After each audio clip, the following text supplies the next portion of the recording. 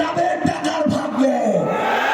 আমাদের ওই মানুষদেরকে রুখে দিতে হবে, যে মানুষগুলো দিনের বেলা শিক্ষা প্রতিষ্ঠানের উন্নতির কথা বলে আর রাতের আধারে কোন শিক্ষা প্রতিষ্ঠানে নিজের দলের কোন চাটুকারকে সভাপতি সেক্রেটারি বানিয়ে শিক্ষা প্রতিষ্ঠানকে নষ্ট করবে সেই পরিকল্পনা করে।